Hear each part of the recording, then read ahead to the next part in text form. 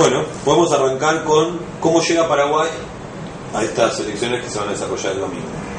Bueno, llega en un contexto electoral bastante lamentable, en el cual las dos fuerzas de derecha tienen grandes chances de ganar las elecciones, y atrás, muy atrás, aparece el desperdigado y fragmentado campo de la izquierda, con por lo menos 3 candidatos. Esos 3 candidatos formaban parte, cuando Lugo estaba en el gobierno, formaban parte del Frente Iguazú, habían acompañado la candidatura, no necesariamente habían acompañado la candidatura de Fernando Lugo, habían acompañado el gobierno, ¿no? Fernando Lugo, y bueno, como me gusta decir a mí de forma un poco provocadora, es que el luguismo duró lo que duró Lugo en el gobierno, digamos. Un dato bastante llamativo de eso es que el segundo día de la institución de Fernando Lugo casi todos sus ministros tenían pretensiones presidenciales, con lo cual ahí no había casi un grupo político ni una organización política, sino que había conjunto de fuerzas desperdigadas que habían llegado al gobierno de Fernando Lugo, que por otra parte había generado grandes expectativas de cambio, una ilusión, no solamente en la clase, en una nueva y renovada clase política de sectores de izquierda, intelectuales, en un importante partido de jóvenes como SP+, había logrado también ofrecer, digamos, una ilusión política de cambio después de tantos 60 y pico de años de gobierno del Partido Colorado, ¿no?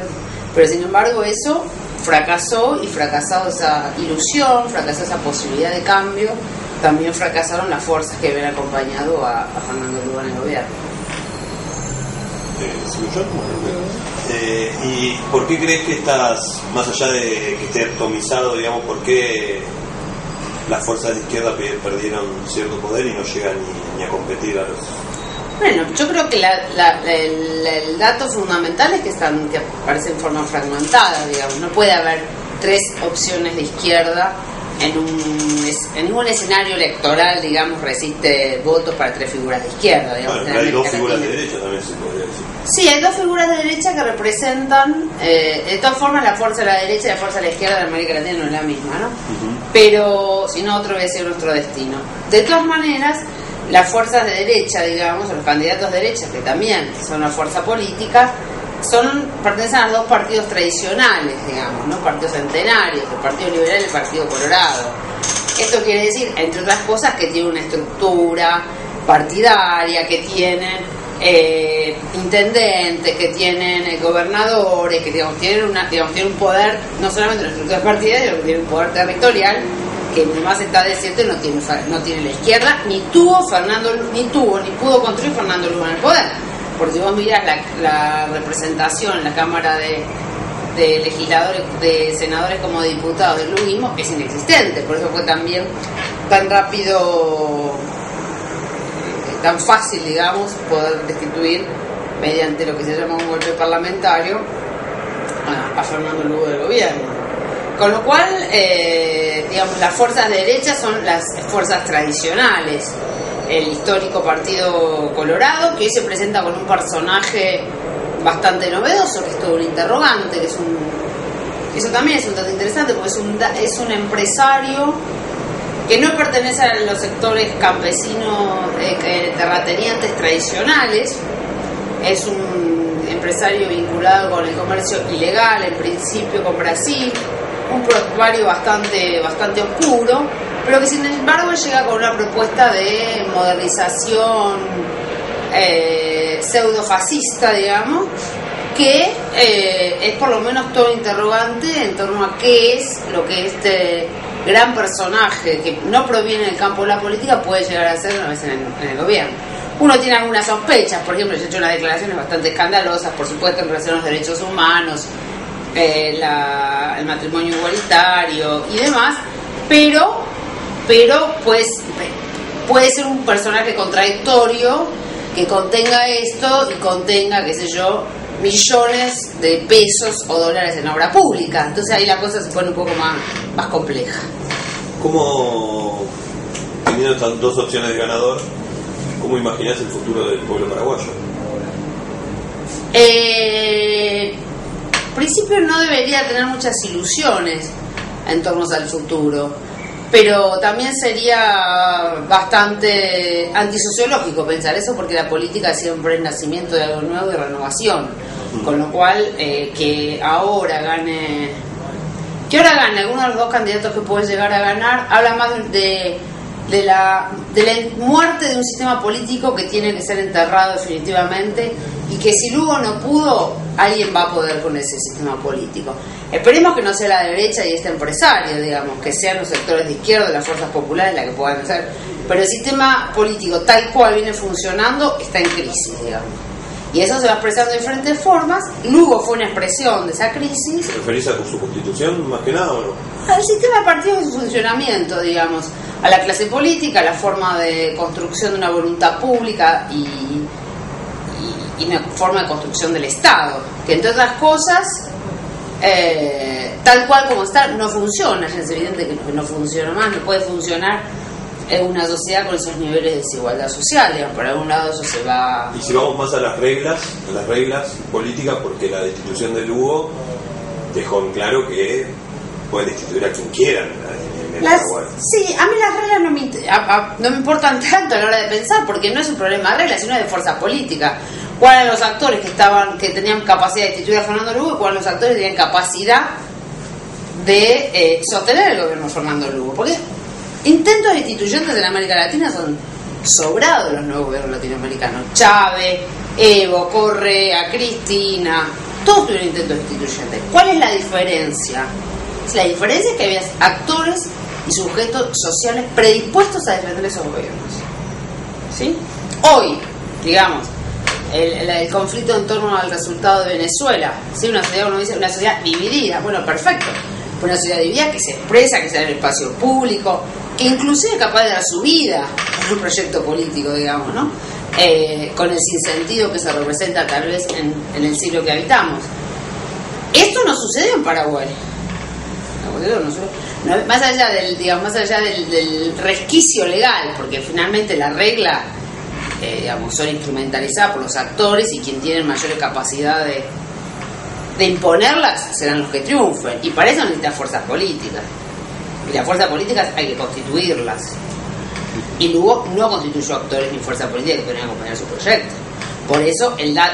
Por eso, digamos, no solamente es un presidente que se retira, sino es una plaza a la cual está vacía en la que él se retira.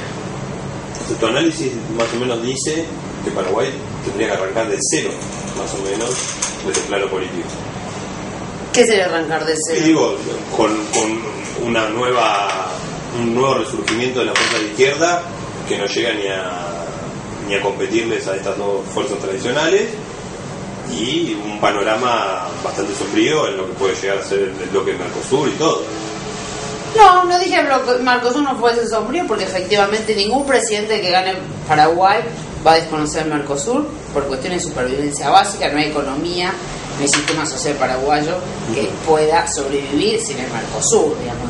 Paraguay es el cuarto exportador de soja mundial, vende carne en proporciones importantes a los socios del Mercosur, ha superado inclusive a Argentina en la venta de carne, tiene comercio con Chile, tiene mucho comercio con Brasil, el 50% de exportación de Brasil.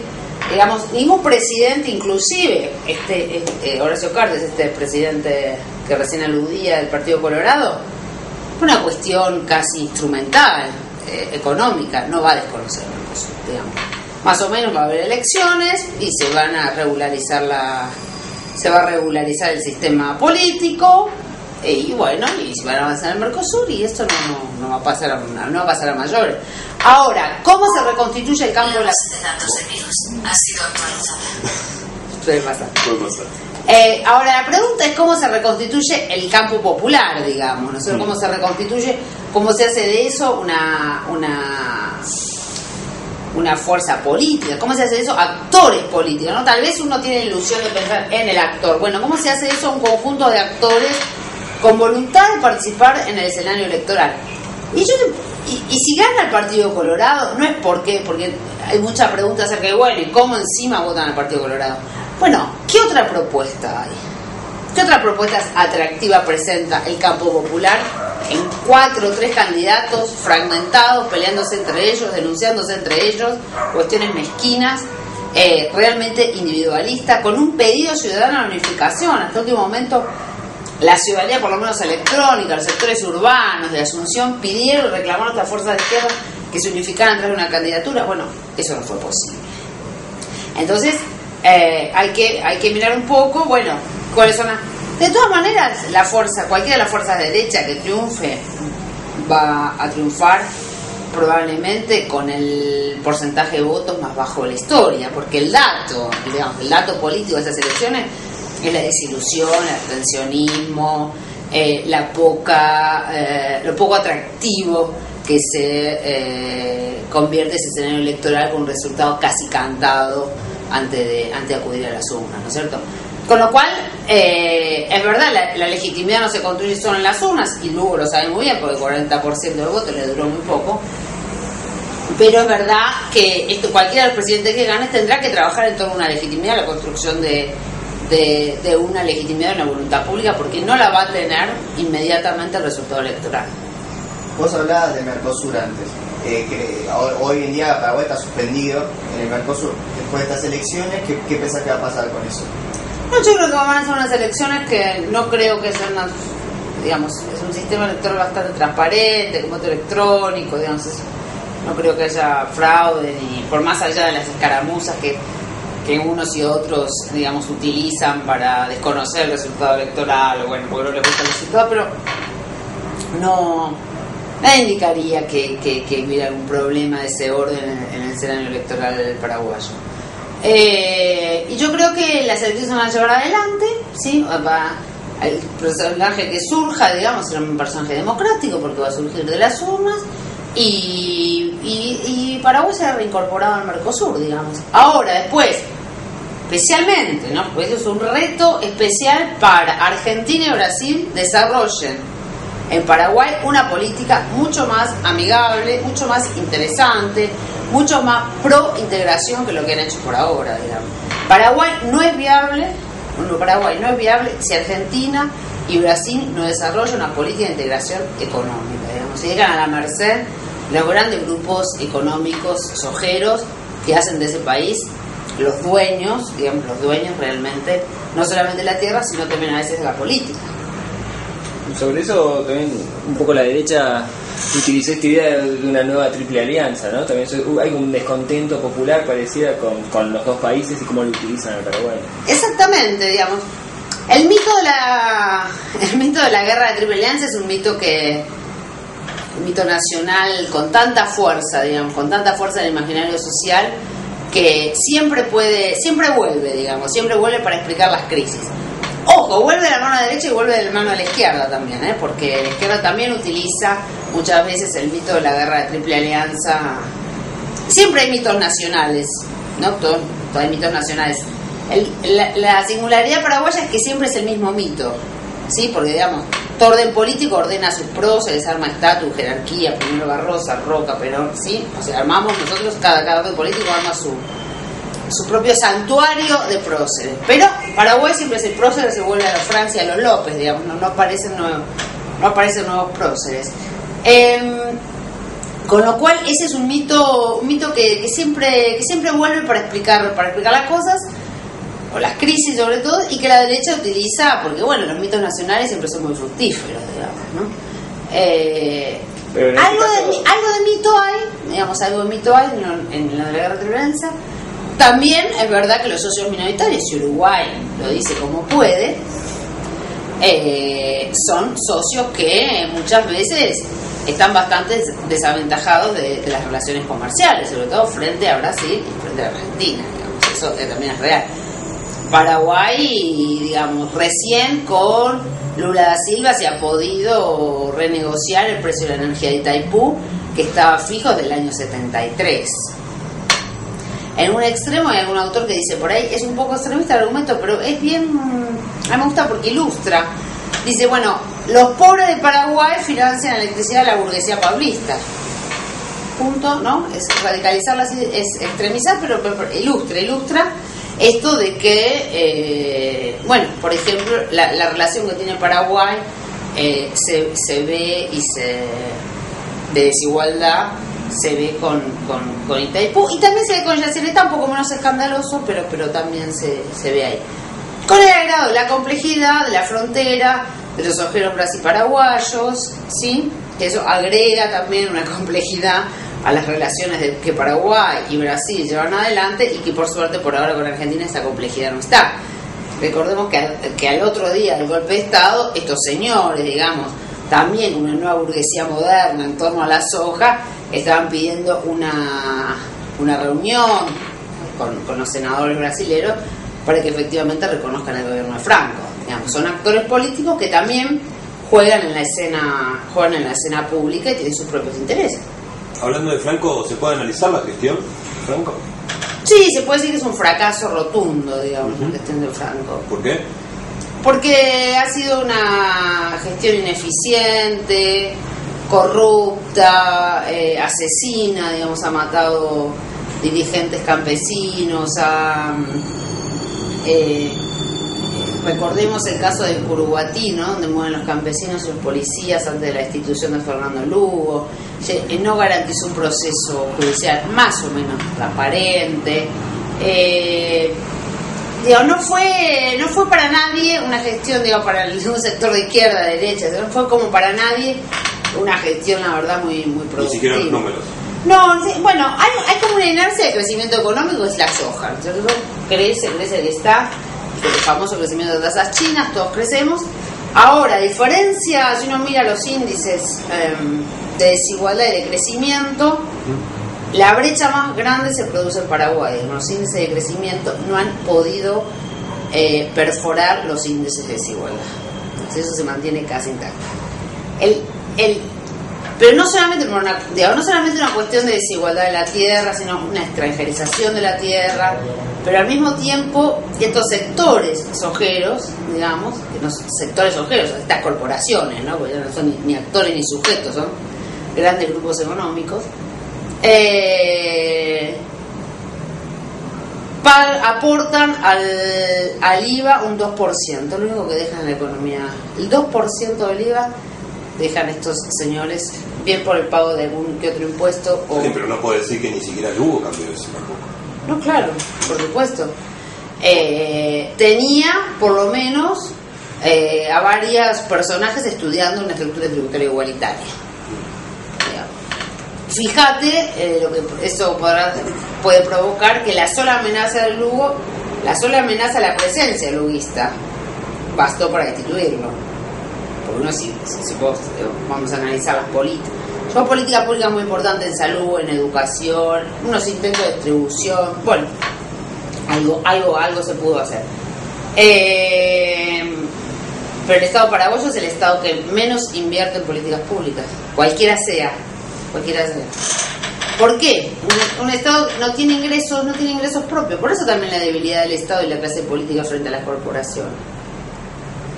Gana algo de Itaipú, la exportación de la soja no ve nada, no cobra impuestos de retención en la tierra, nada, no ve nada, digamos. Entonces es un Estado sin recursos propios. Quiero volver al Mercosur, porque uno, no sé, ve que Chávez es el que traccionaba, digamos, el avance de las clases populares de los pueblos de Latinoamérica, y ahora muerto Chávez, la avanzada a la derecha en Paraguay, el posible ciolismo que puede ganar en las próximas elecciones en Argentina, Bachelet en Chile, no sé, me imagino la región y uno ve el Mercosur y dice, bueno, se avanzó tanto en estos años en Latinoamérica y de repente vamos a quedar otra vez en la nada.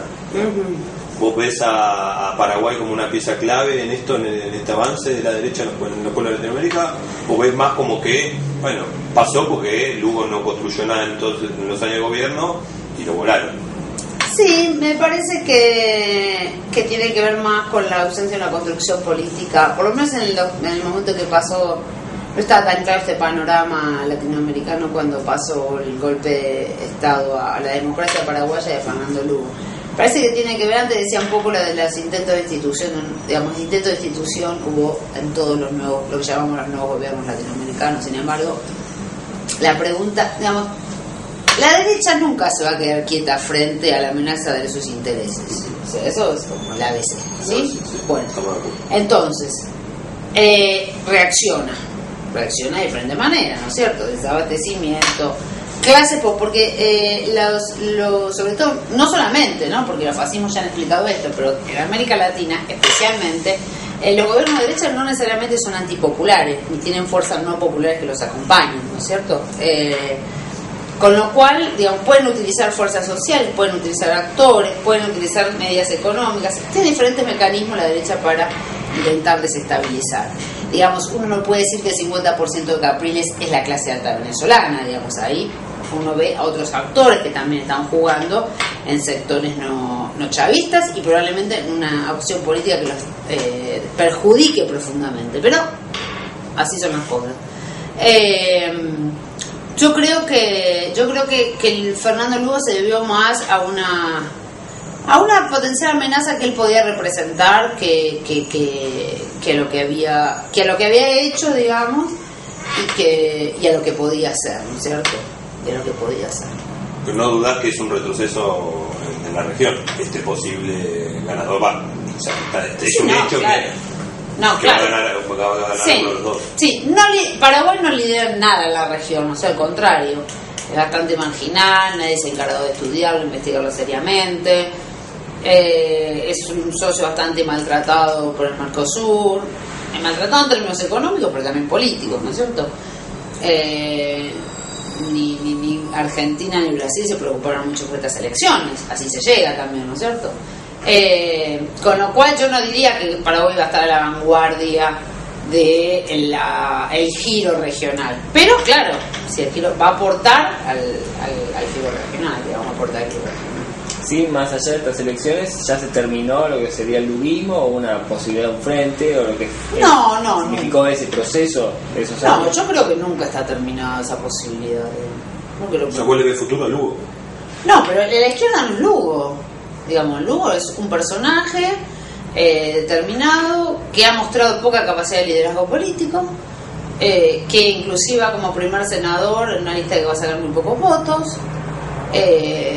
Con lo cual yo creo que aparecerán nuevos liderazgos políticos y que serán los encargados de reconstrucción de un nuevo frente político. Por eso, pero lo podemos esa experiencia como que se agotó, pareciera. Sí, el luguismo, habría que ver si el luguismo existió, vuelvo sobre eso, ¿no? Vuelvo sobre eso porque no es el luguismo, para decirlo rápidamente, habría que ver si el luguismo como fuerza existió, porque vuelvo con esta idea que si Lugo no está en el gobierno, eso desaparece.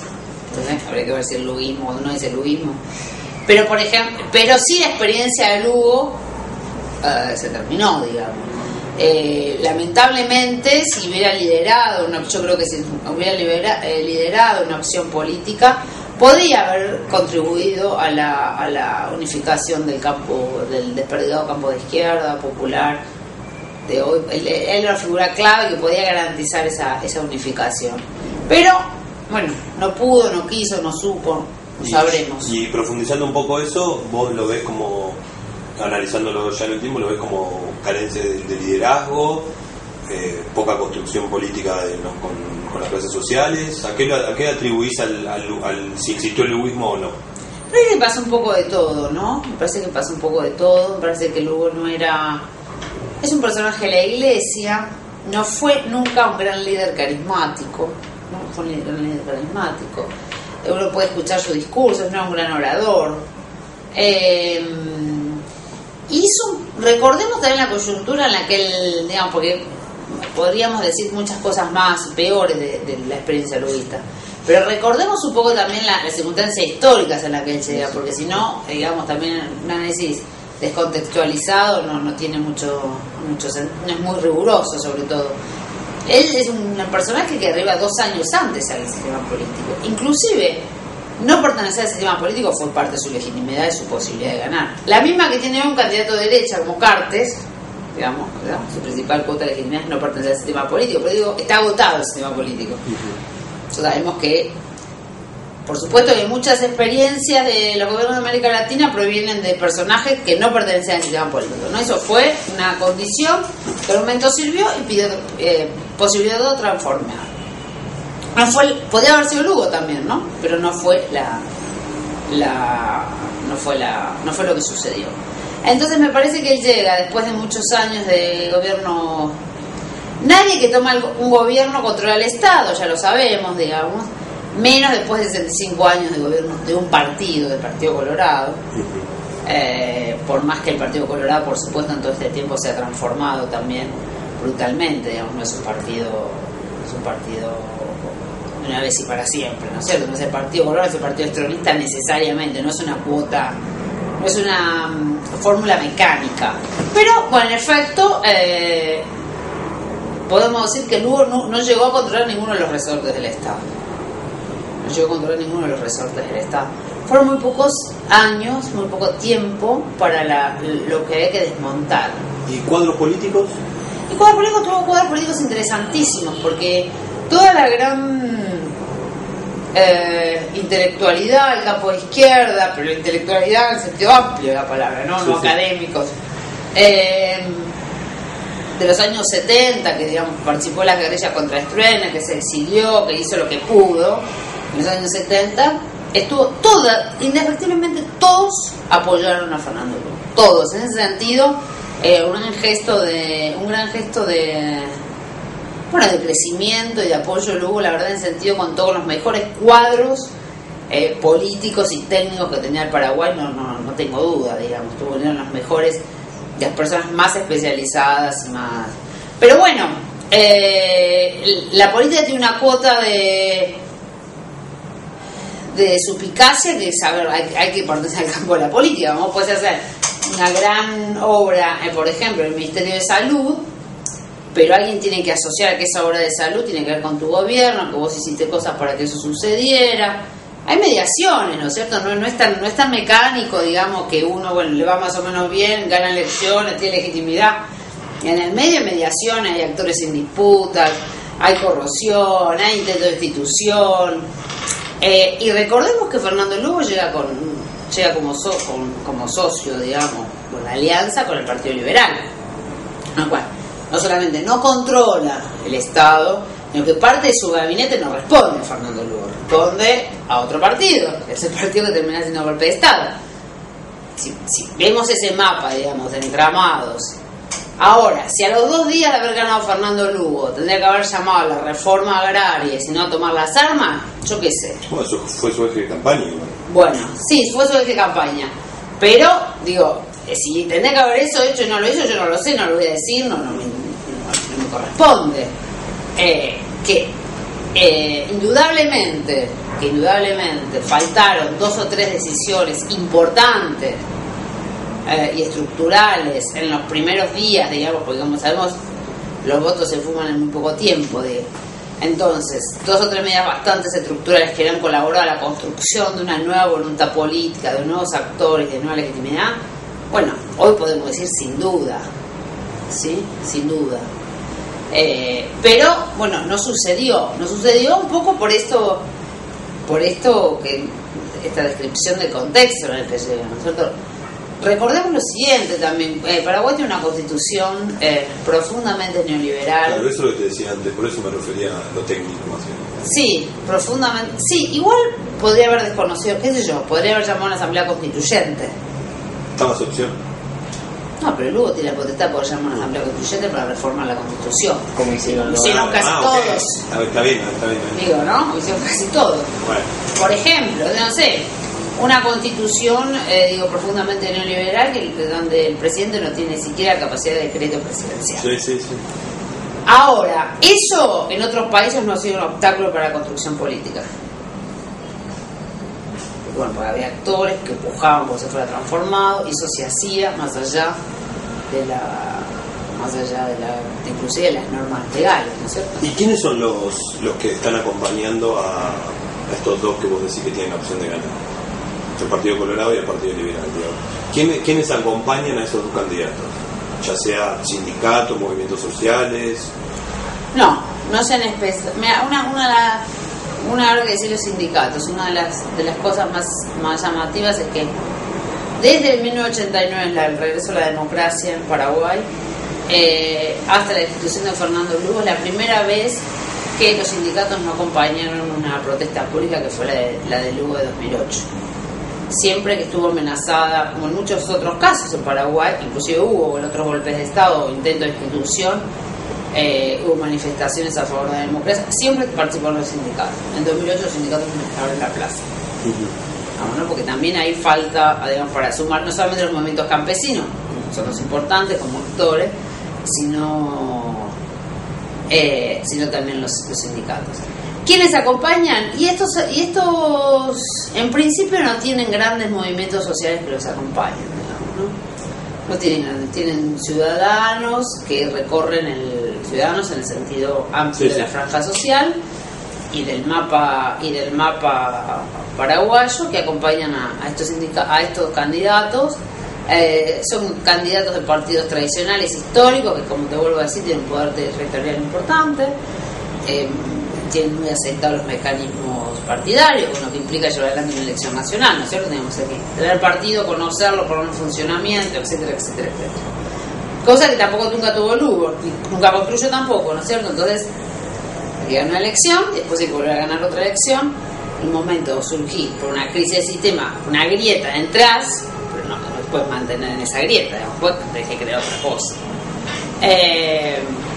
Bueno, y ante la ausencia de todo eso me parece que aparecen los partidos tradicionales, pero no los partidos tradicionales, pero aparecen como una opción. Parece que los partidos tradicionales aparecen como lo único que quedó del viejo sistema, que bueno, pueden garantizar una elección nacional y ahí va, pero van a sacar muy poco porcentaje de votos, muy poco porcentaje de votos para el histórico porcentaje de votos. Los partidos tradicionales vienen sacando todos. ¿Por poca participación o qué? Por poca participación, pero también porque aparecen, del 89 hasta acá han aparecido diferentes formaciones. Digamos, Paraguay fue básicamente un sistema bipartidista, exclusivamente, digamos, casi. Pero del 89 para acá han comenzado a aparecer nuevas formaciones partidarias, digamos, de derecha, de izquierda, centro-izquierda, centro-derecha. Bueno, que han permitido, no recordemos Linoviedo, por ejemplo, ¿no? 20%, ahí un núcleo duro, un 20% de votos, que sacó elección tras elección. Hoy se fuman, no sé dónde están esos votos, pero bueno, digamos, otras formaciones partidarias que se han desplazado y han creado, bueno, y han sacado, en parte por la abstención, en parte por la... Y un dato muy llamativo, Paraguay tenía una de las tasas más altas de inscripción partidaria, afiliación. Y sin embargo eso también ha comenzado a modificarse en los últimos años, sobre todo en las poblaciones jóvenes, ¿no? Que no se afilian más a los partidos políticos tradicionales. ¿Por qué? Sí. ¿Por qué? Porque los partidos tradicionales podían garantizar cosas que ya no pueden garantizar. No pueden, el sistema político ya es otro. Antes podían garantizar. Una para ir terminando y perdóname que caiga en la futurología, pero bueno, ¿vos imaginás que estos dos que pueden llegar a ganar acepten libre tratado de libre comercio con Estados Unidos, bases militares, cosas que podrían complicar seriamente a la región? Yo creo que pueden ser viables. Ahí estará el Mercosur, ahí el encargado de ponerle límite a cualquiera de estos dos personajes que pueden, sin lugar a dudas, llevar adelante ese tipo de políticas. De eso, límite moral, político, económico y demás, el Mercosur. Por eso es tan importante que Paraguay regrese rápidamente al Mercosur y acate normas, digamos, de convivencia regional. Perfecto.